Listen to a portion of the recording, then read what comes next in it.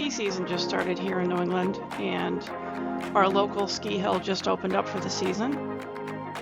So I thought that would be a great opportunity to see how it will be to ski with my new Osmo Nano for the season. So here we are arriving at the ski area. I just have it on regular daily stabilization settings, 10-bit color. I'm actually filming this in 4:3 aspect ratio and natural wide, and for the sake of this video, you can probably see it was zoomed in to fit the 16:9.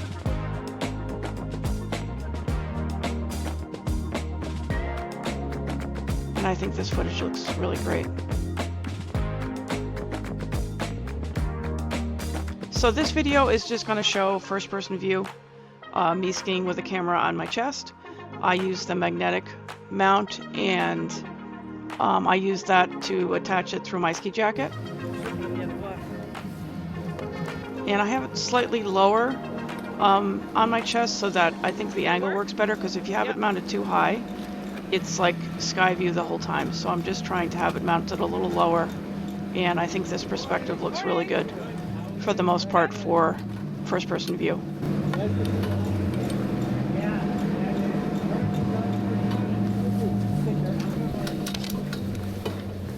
First chair of the season. Nice. Beautiful. Okay. So on this first run here, I'm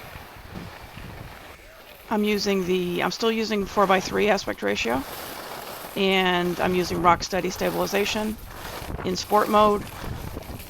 So as you can see, there's going to be that natural tipping here while I'm skiing down.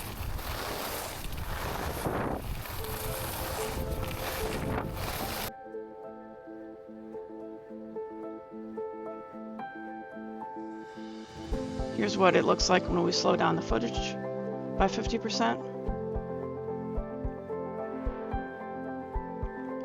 And I think the details and the snow and probably, I feel like Rock Steady gives you a nice natural view of how it actually feels like when I'm skiing. Obviously the horizon is not staying level because it's on Rock Steady, but I think this is a nice natural look of how it feels skiing down the hill.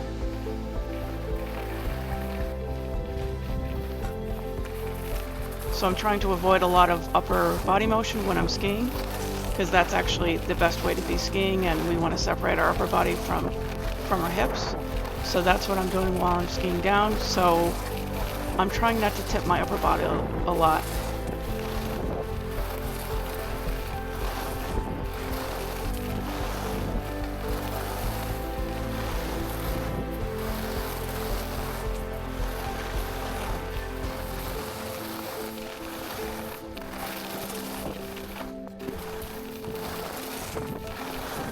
Here on a slightly steeper section, you can see a little bit of jitter. But again, I think that's just a motion of me skiing and how it actually felt versus actual jitters on the camera.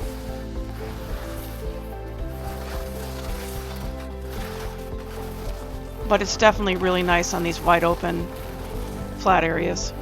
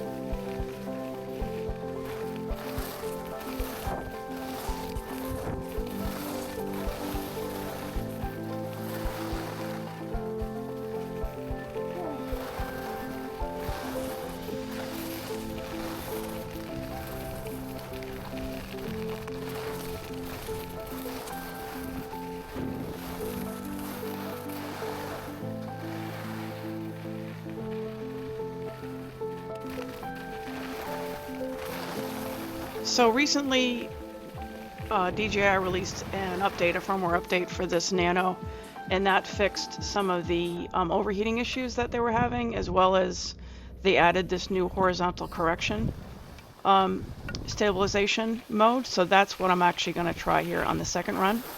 And that doesn't let me film in 4:3. It bumps it up to 16:9.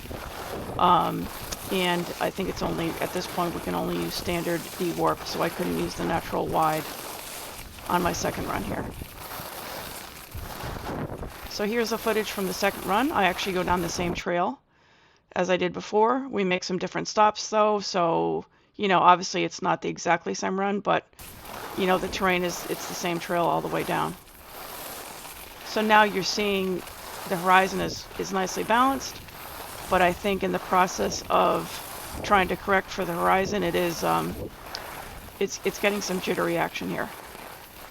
But we're getting less of that tippy action, so ultimately I think it's going to come down to a preference of the style of your skiing or riding and how you want the footage to come out.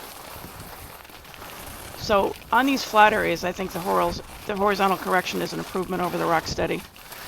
It's just pretty smooth, but the second there's a lot of body movement or steep terrain or a lot of turns, you'll see we get some of that jittery.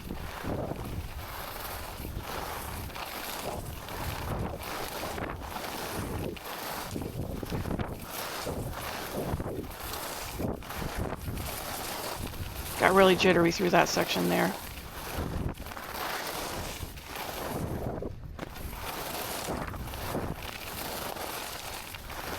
I'm not sure which one looks more natural, actually. I'd be curious to see. I'd be curious to hear in the comments what you think about that. I think this is really jittery right here. Not too happy with that. In a future video, next video on this topic, I'm going to, like I said, do more than first-person view, but I'm also going to try the horizontal balance, because you may be aware that horizontal correction is going to correct up to 15 degrees of pitch, and then the horizontal balancing, which was the original, you know, stabilization option provided with the Osmo, it goes up to 30%. So maybe that 30% before it tries to correct will actually help the jitteriness, because maybe it's trying to correct too soon, too often, and that's what's causing some of the jitters here with horizontal correction. So that's going to be my next test in an upcoming video, as well as trying to get some shots, some action shots, because this is supposed to be an action camera. I'd like to get some action shots besides this first-person view here.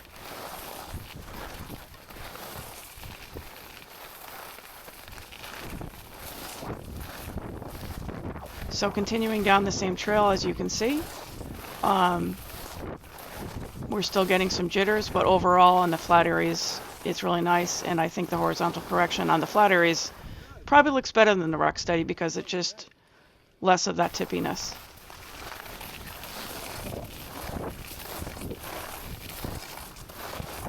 But the second we make some turns, we definitely have some jitters there, probably because the camera's trying to correct right around that 15-degree angle. So I'm curious to see how the horizontal balancing test will go next. ISO and lighting set to just under 0, EV set to just under 0, as you can see with my settings on both of these. So I'm just using auto exposure.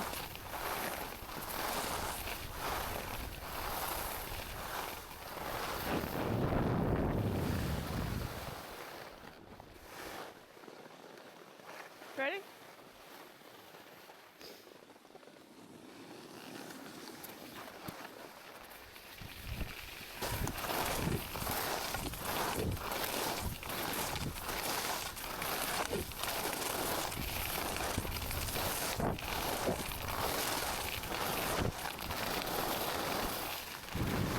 This actually, for the amount I'm turning right here, this looks pretty good.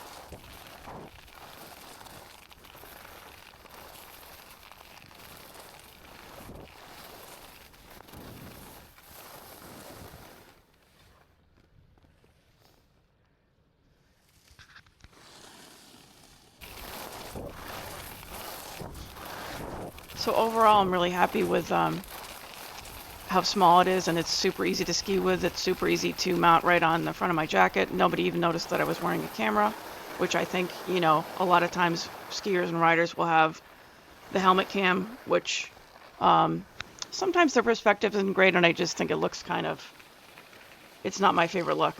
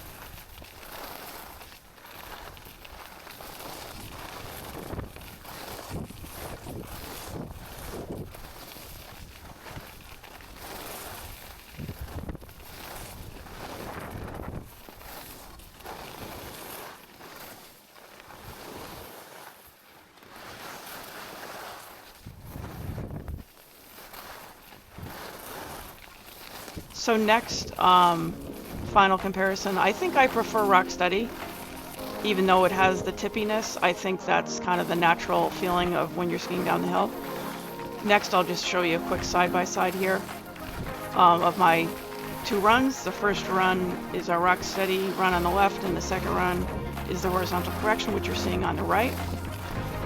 And I think the actual terrain and the details of the terrain is actually much better with Rock Steady, even though it is tipping. And just the jittery shakiness you see on the right there with the horizontal correction. For some reason, I think there's not as much detail in the terrain. It could be because I wasn't able to film it in 4:3 ratio. But I just think the detail, I just prefer the Rock Steady better at this point. But I'm definitely going to try the horizontal balancing next, and like I said, I'll try to get some other shots in different perspectives.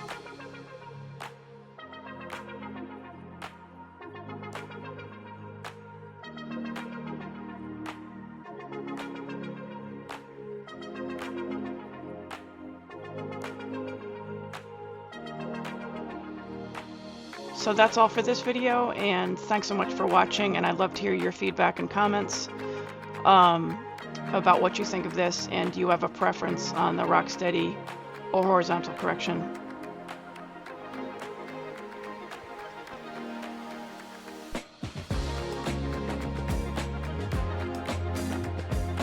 And we'll see you in the next video.